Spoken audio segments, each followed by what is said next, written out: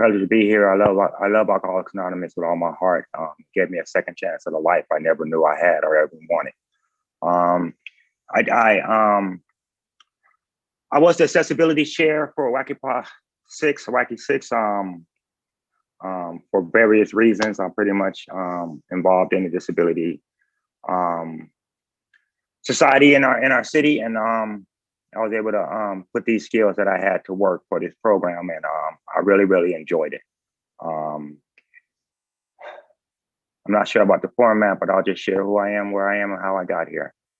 Um, I was born in Las Vegas, Nevada. My mom is a cop. My dad is a fireman. So I decided to set as many fires and made as many crimes to keep the family business going.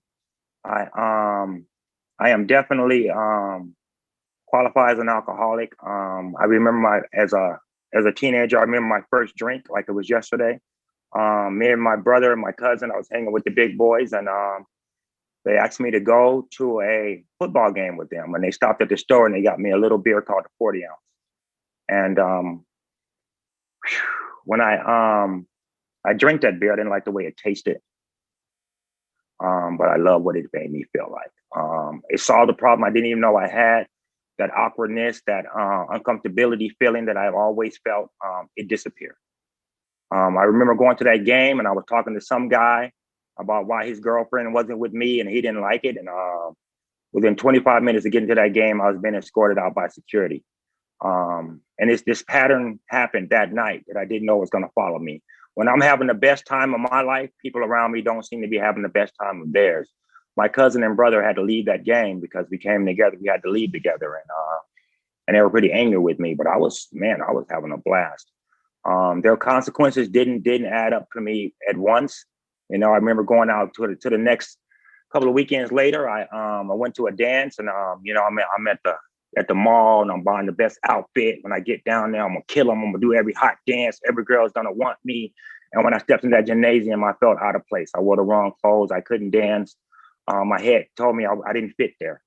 I went to the parking lot with a couple of guys. About 6 guys, 2 joints, and a bottle of Wild Elvis Rose. And I hit that spot again, I was the best thing going. Nothing happened bad that night. No one got caught. I was charismatic. I was entertaining. And I just knew when I drank that stuff, my life changed. And over the course of a few years, I watched my life spiral. I went from being this normal kid, man, to I was a member of a street gang. I was very rude and everything that you can imagine what lies inside of a street game I was involved in. And you know, I at 20 years old, I paid a price for it. I lost my sight. I was out there fighting and acting a fool, and one day I woke up and I couldn't see. After several surgeries, a little bit of my sight came back, man, but I never addressed it anymore at that point, man. I found my relief inside of a bottle and other narcotics, and that world became my world. I was no longer chasing, you know, big time dope dealer, big time gang member. I became Pookie. I became that guy that you see on the streets, you know. I married the girl of my dreams, my best friend, had 2 beautiful kids, and the bottle was way more important than them. After doing my 4th step, I realized, you know, how could she leave all of this? And after a 5th step, I realized, how did she stay so long? You know, and those relationships were mended. I'll get to that at the end. But I kept aspiring. I had a job, you know, for 10 years, and I was unemployable in my employment. You know, if you want a guy that shows up 3 days a week, drinks cooking wine out of the deep freezer, and you know, smokes weed with the guests on the island. I worked at Tropicana Hotel, and you know, I'm the guy for you. I knew I had a job to do, but it didn't seem that important to me having the time of my life high and drunk on their time. You know, I lost that job, and you know, my mind is like, I'm the best employee they ever had, and this hotel is gonna shut down. They remodeled after I left, and they're still prospering in Vegas right now. After that job, I had 20 different jobs. You know, I never addressed my sight, and I tried to play the role like I could see, and But, it was obvious after a few weeks of working with me that it was a problem. And I ended up with temporary agencies and doing that deal, and my drinking just escalated. That was the most important thing in my life. Everything was leaving me. The license, I couldn't maintain a license anymore. I tried my best, but I couldn't do it anymore. The family was gone, the apartment. Then one day I woke up and decided that rent is optional. I don't know how that happened, but I ended up couch surfing and doing those things. 6:54 p.m. And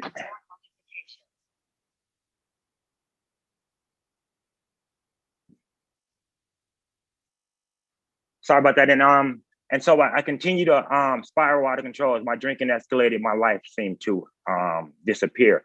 I ended up on the corner of Las Vegas streets with nowhere to go. There were no more couches, no more family, no more anything. And I had $1.35 in my pocket, and my brightest idea was to get a Miller High Life.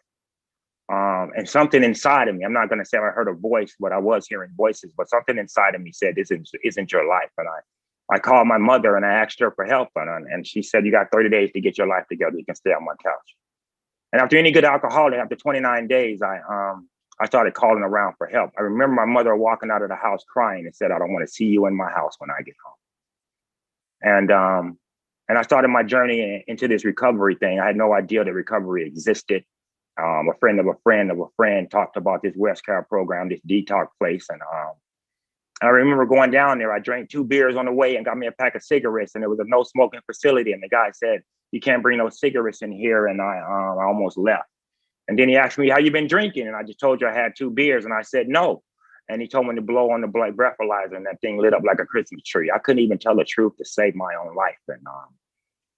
And I ended up in a mission, a rescue mission in Las Vegas, literally 3 blocks from my granddaddy's house. And I stayed there and I did the best I could. When they asked me to go out to an outside meeting, man, I went out and hung out with addicts, but it wasn't the type they had. They wanted me to. And I was kicked out of that program 3 times before I commenced. And I never opened up a big book.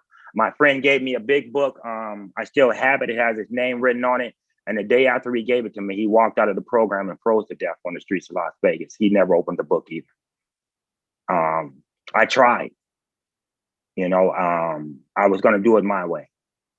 And fast forward to 5 years later, after in and out of Alcoholics Anonymous, my story begins. I'm sitting outside of a house with friends of mine, and we all drinking and using. I like to drink my alcohol with ice. So I'm really, really out there. And a friend of mine says, hey, Mike, you're the soberest. Won't you drive everybody home?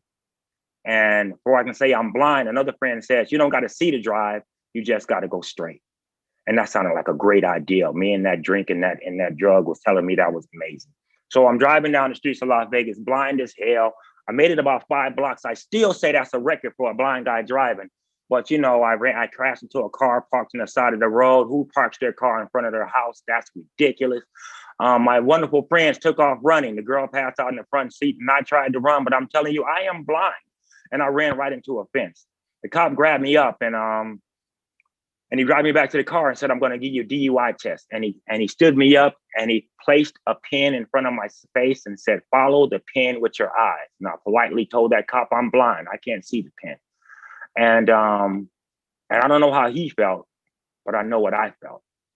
I felt it was over. If you ever in your life experienced pitiful, incomprehensible moralization, that was my moment. It was over. I couldn't drink another drop, and I didn't know how not to drink another drop, and I'm at the jumping off place, and I don't know what to do. I know for a fact that I don't make great decisions drunk. And the last person on my team, who was my mother, she bailed me out of jail and walked me home and walked out of my life. There was no lectures.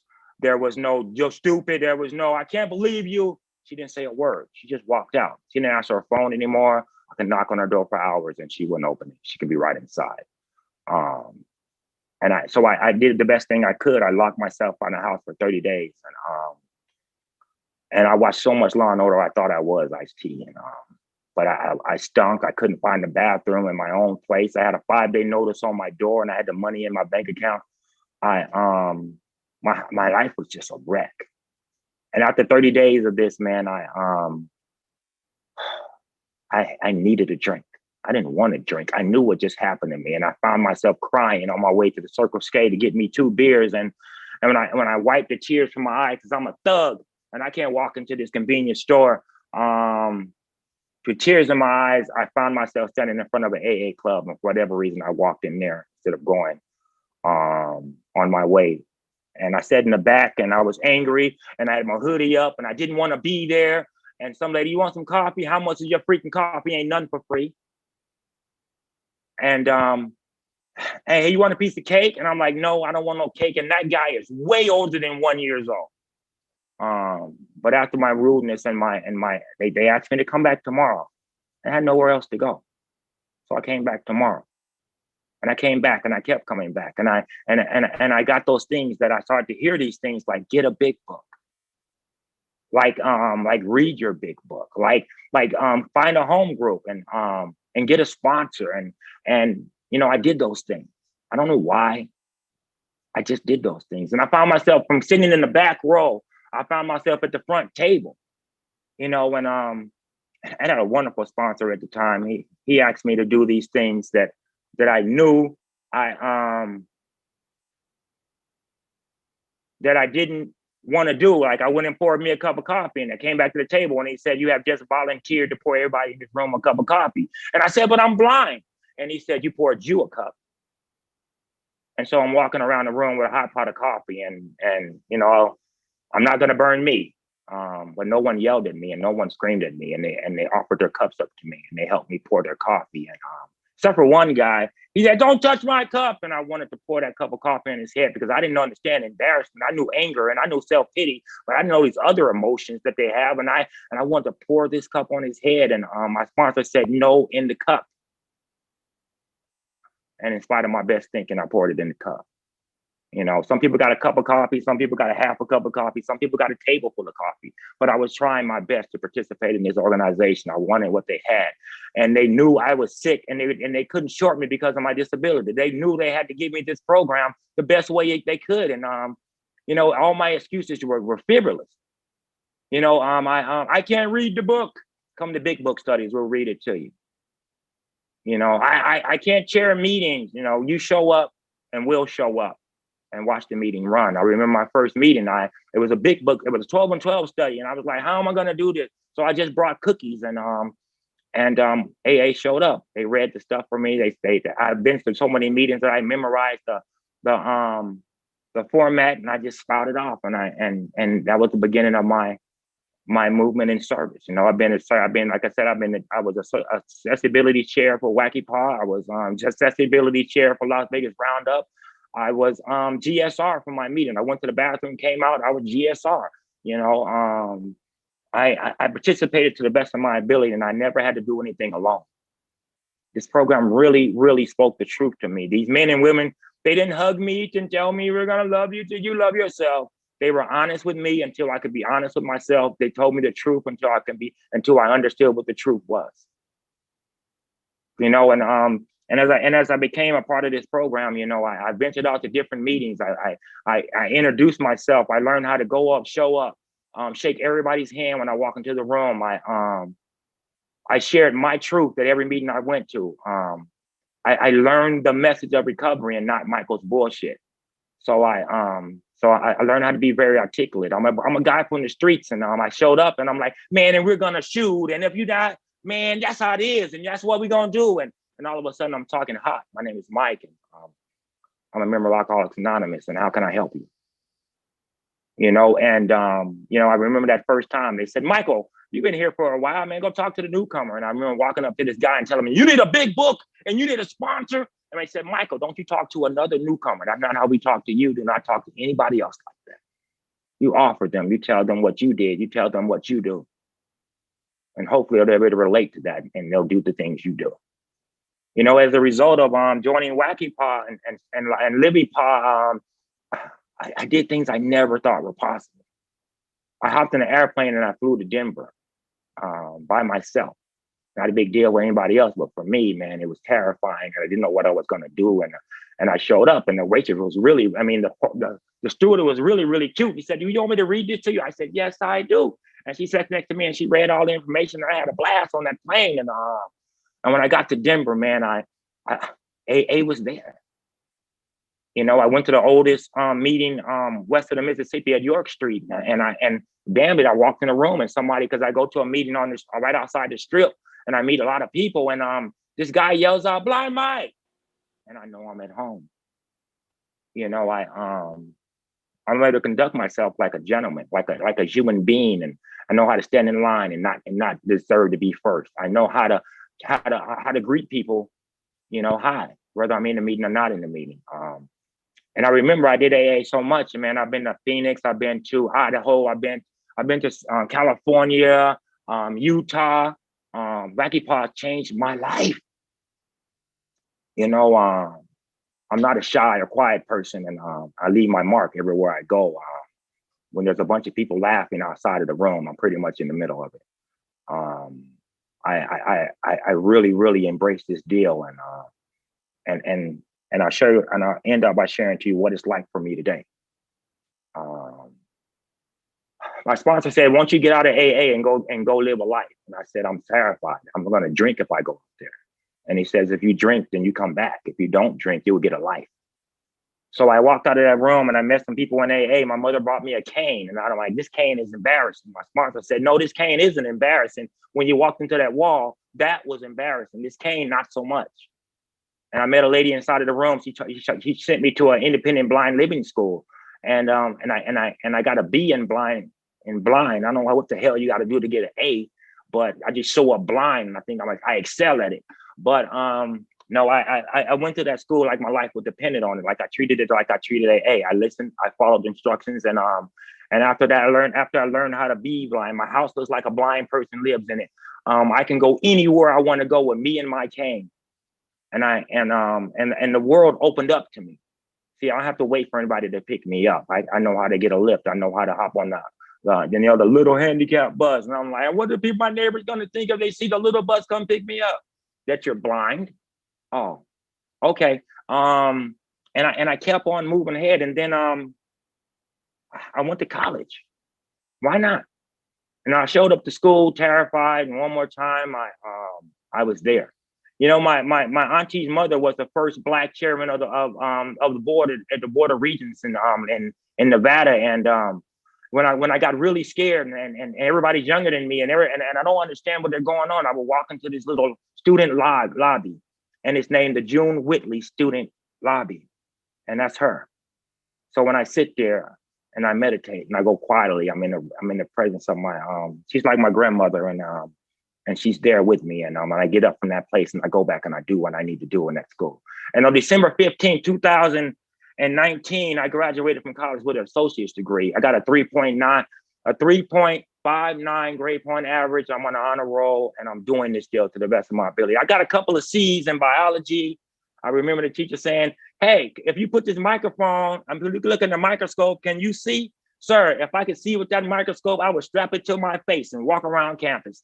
But they gave me an assistant to help me do that. And in astronomy, it's like, I got to see in astronomy. And if you don't understand why I got to see in astronomy, then just been blind, and it's astronomy. That's all I want to say about that.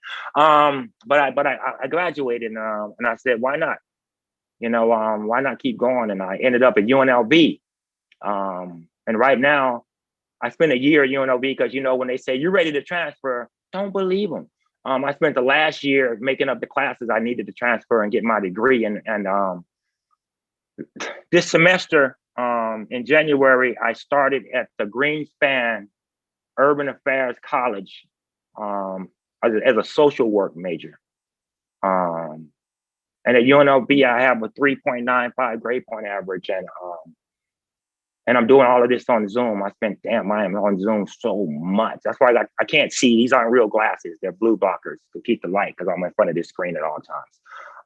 And I'm excelling at it. You know, I have my friends help me when I can need help, and I still have AA surrounding me, and I get to do the work, and I get to have support all the way through it. It is an amazing gift to be sober today.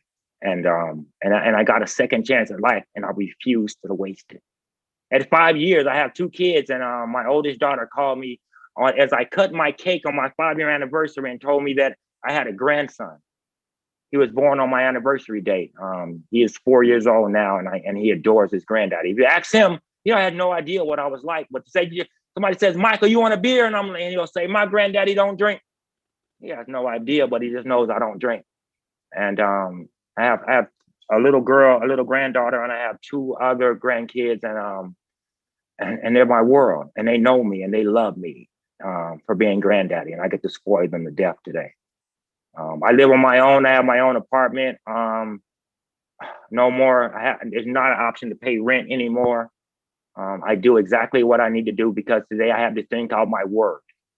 I found it in Alcoholics Anonymous. So when I say I'm going to do something, I do it to the best of my ability. I have integrity. Those principles are workable. They're useful.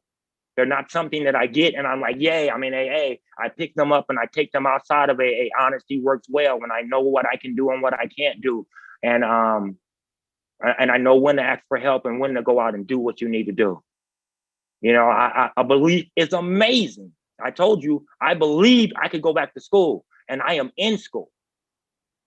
I have this power, this God who taught me that if you walk with me, I will walk with you. I an open mind, and I'm willing to go out and do these things. I turn my life over to God. That means that I get up and I do Michael, and God does recovery. And I'm not afraid to go anywhere like I'm going to get struck down drunk. I'm not. I stay close to Him and do what He needs me to do. And sobriety is a gift. Courage. It takes a lot of courage to do the things I do in a day. And I learned that here. Know what you're doing. Go out and do it. Don't sit around and dream about it. Go do it. I have this thing called integrity. I sponsor men and women in Alcoholics Anonymous, and and they're like, you can't sponsor women because of the. And I'm like, man, I have integrity today, and I have some wonderful sponsees, and we do book work, and we love each other. It's a gift to be a part of this deal. I have male and female sponsees, and I share this message with everybody. I'm always willing to go to God, and I stay humble, because I know that this is my second chance at this deal, and I'm not gonna bulldoze anybody. I'm gonna try to be of service in everywhere I go. I want people to say for the first time in my life, I see God working in that gentleman, because He knew we proud of this. You didn't see that, and I continue going on with that idea. I have that. I go through that brotherly love step, and I get justice, and I remember going to jail and so 2 years of sobriety, paying back. For the debacle I did years ago, and being sober in jail and coming out of jail and going about my life. It's funny that I went to jail and I was introduced to. I said, I don't got to do community service. I can't pick up trash on the side of the road. He's gonna say, you're blind, go home, you're good. But he sent me to this place called the Blind Center, and he introduced me to a whole new world of blind people. Wow. I have a community in AA and I have a community in the blind position. I'm a member of the National Blind Society. I volunteer at the blind school I went to. I am a part of this deal, not just walking through life. I'm a member. I live life. I stay in contact with my God, because when I'm okay, you're okay with me. When I'm not okay, I'm not okay with me. So perseverance, I'm going to work a program, or I'm going to do what Michael wants to do. I choose to work a program to the best of my ability. And I stay with that idea that I stay close to my God. I wake up with my prayer and meditation from 18 months to the day. I have not missed a day in prayer and meditation. I don't do that to brag. I just say I know what my connection, and I know who I need to talk to on a daily basis. My sobriety, my life depends on it. And I'd be of service. My friend Sam called me and he said, Michael, I need you to come speak for me. And I was like, how can I tell you no? And I'm here today, being of service. So that's my story. That's my deal. It's only mine. Always was able to somebody to identify with what I had to say. Thank you guys. I love the young people's meetings. Like I said, you are a big part of my sobriety. You helped me to apply some things that I learned on the outside and bring them into AA and be useful here too. Not just with recovery, but being able to assist other individuals in my situation to enjoy a wonderful conference. And for that, I love you guys. Thanks for letting me share.